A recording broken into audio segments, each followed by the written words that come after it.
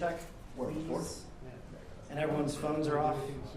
Audio check 1, 2, 3, 4, 5, 6, 7, 8, 9, 10. Cuts, me, got it? Yeah, appreciate it. Thanks. Thank you. That's what I'm saying. Cool. That's what it is. How was the phone? One of those screw in the cameras.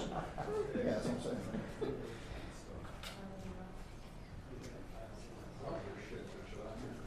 You should. Okay. Good. Good to meet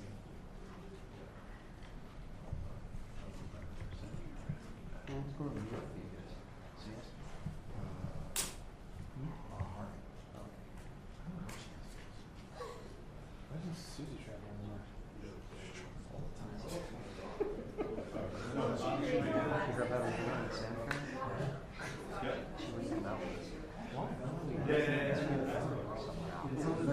Andrew told the story. On the morning.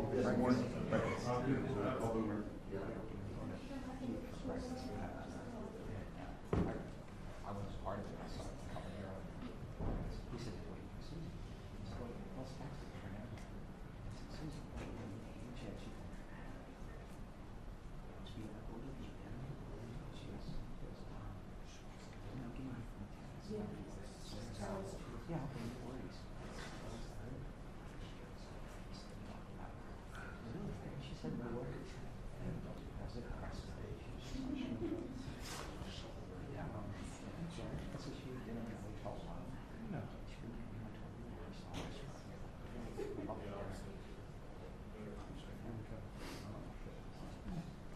So it wasn't better than the tiki bar we went to.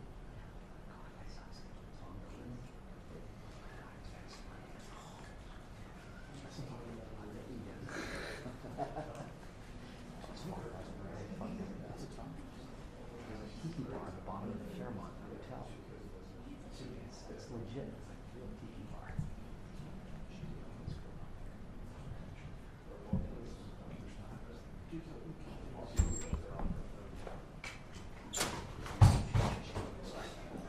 It was just my big toe.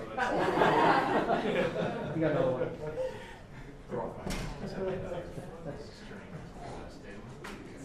Did you crack the sign again, Chip? Man, what's the Secret Service equivalent of a Purple Heart? That's I know. I should get something out of this. 2 minutes.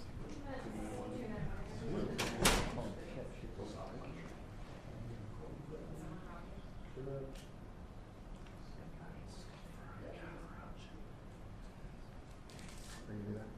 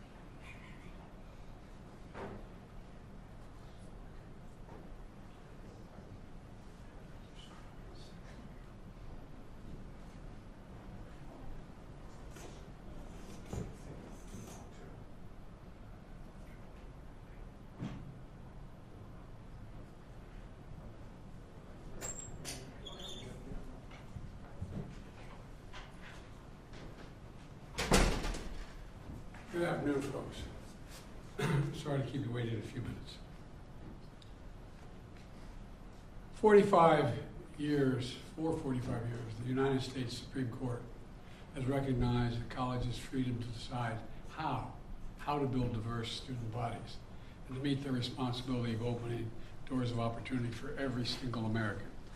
In case after case, including recently, just as a few years ago in 2016, the court has affirmed and reaffirmed this view, that colleges could use race not as a determinative factor for admission, but as one of the factors among many in deciding who to admit from a already qualified pool of applicants. Today, the court once again walked away from decades of precedent and as the dissent has made clear. The dissent states in today's decision, quote, rolls back decades of precedent and momentous progress, end of quote.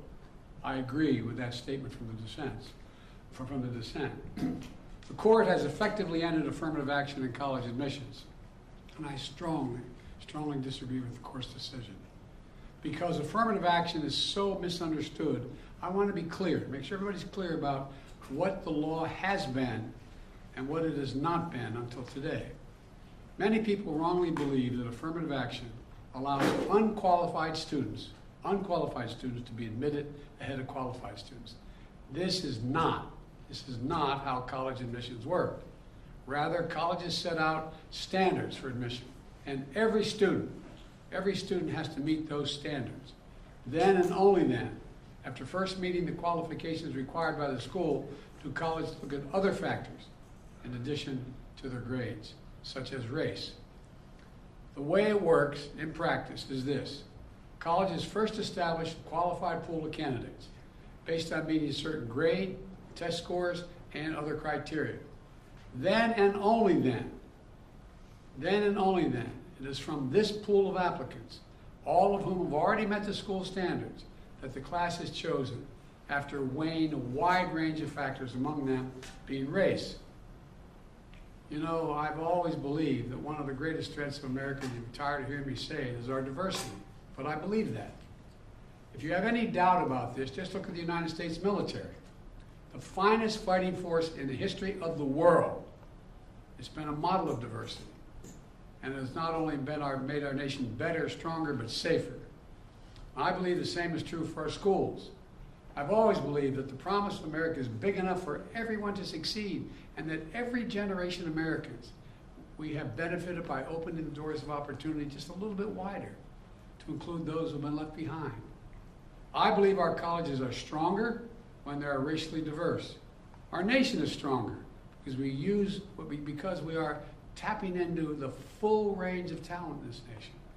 I also believe that while talent, creativity, and hard work are everywhere across this country, not equal opportunity. It is not everywhere across this country.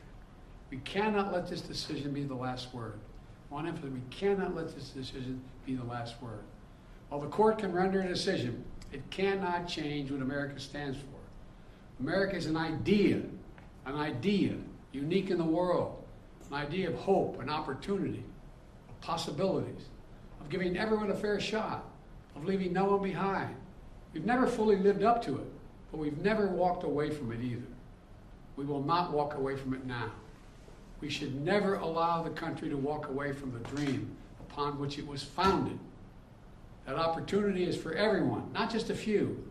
We need a new path forward, a path consistent with a law that protects diversity and expands opportunity. So today I want to offer some guidance to our nation's colleges as they review their admission systems after today's decision. Guidance that is consistent with today's decision. They should not abandon, let me say this again, they should not abandon their commitment to ensure student bodies of diverse backgrounds and experience that reflect all of America. What I propose for consideration is a new standard, where colleges take into account the adversity a student has overcome when selecting among qualified applicants. Let's be clear, under this new standard, just as was true under the earlier standard, students first have to be qualified applicants. They need the GPA and test scores to meet the school's standards. Once that test is met, then adversity should be considered, including students' lack of financial means, because we know too few students of low-income families, whether in big cities or rural communities, are getting an opportunity to go to college. When a poor kid, maybe the first in their family to go to college, gets the same grades and test scores as a wealthy kid, whose whole family's gone to the most elite colleges in the country, and whose path has been a lot easier. Well, the kid who faced tougher challenges has demonstrated more grit, more determination, and that should be a factor that colleges should take into account in admissions, and many still do. It also means examining where a student grew up and went to high school. It means understanding the particular hardships that each individual student has faced in life, including racial discrimination that individuals have faced in their own lives. The court says, quote, "Nothing in this opinion should be construed as prohibiting universities from considering an application's discussion of how race has affected his or her life, but be it through discrimination or inspiration or otherwise," end of quote. Because the truth is, we all know it, discrimination still exists in America. Discrimination still exists in America. Discrimination still exists in America. Today's decision does not change that. It's a simple fact. If a student had to overcome adversity on their path to education, college should recognize and value that. Our nation's colleges and universities should be engines of expanding opportunity through upward mobility. But today, too often, that's not the case. Statistics, one statistic, students from the top 1% of family incomes in America are 77 times more likely to get into elite college than one from the bottom 20% of family incomes. 77% greater opportunity. Today, for too many schools, the only people who benefit from the system are the wealthy and the well-connected. The odds have been stacked against working people for much too long. We need a higher education system that works for everyone, from Appalachia to Atlanta and to far beyond.